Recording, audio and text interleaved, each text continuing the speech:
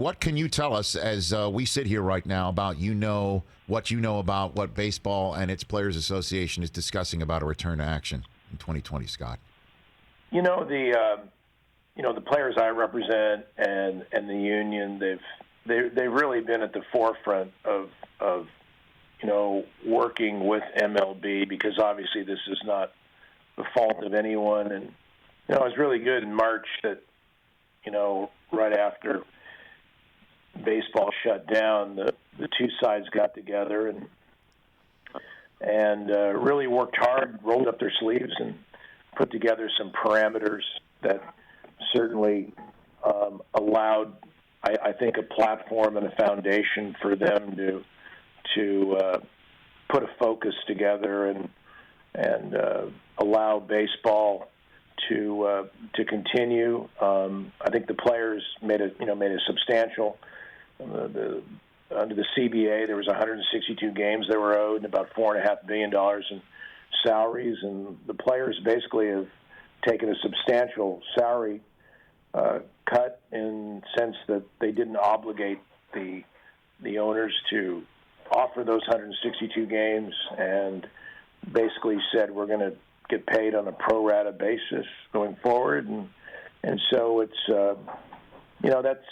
that's something I think that Tony Clark and the union leadership and the players really got to that point, saying we're going to work hard to be a good partner and compromise in this thing to go forward.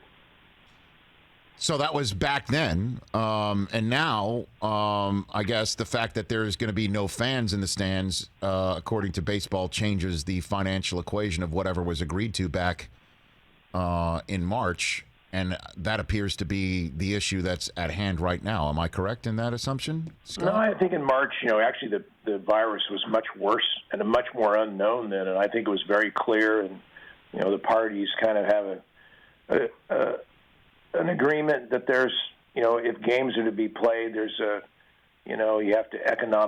has to be economically feasible, and the two sides would sit down and talk about that feasibility, and certainly the evidence to date is because of the television contracts and regional, national, and in the postseason, which the owners actually have a kind of a bonanza because they don't share any of those billion-dollar type rights with the players, is that there is ample economics to suggest it's very feasible to play games without fans and have owners and such certainly have a season where they're not going to make the money that they did in a normal dynamic, neither will the players, but still continue with a productive schedule.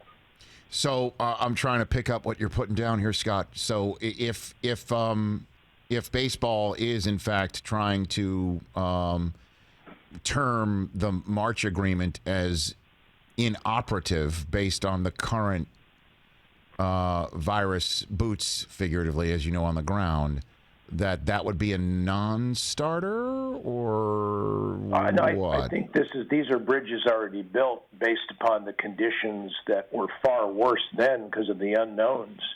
I mean, again, there's a direction about economic feasibility that guys will discuss whether or not they play games, but in the process of that, there was already an agreement and discussion as to whatever games they do play. We know that the players will receive a pro rata share of their salaries for doing it. So those are two separate issues, whether or not they play games or not, or what players are paid as what the parties agreed to back then. So, I mean, Scott Boras here on the Rich Eisen Show. So fans are hearing, at least last week, a 50-50 revenue split would be what baseball's looking for, and fans hear that. Oh, okay, that's fair. You're each taking half, and then players are saying, or at least Players Association saying that that's not good at all. As a matter of fact, it's something that Blake Snell said he wasn't willing to risk playing.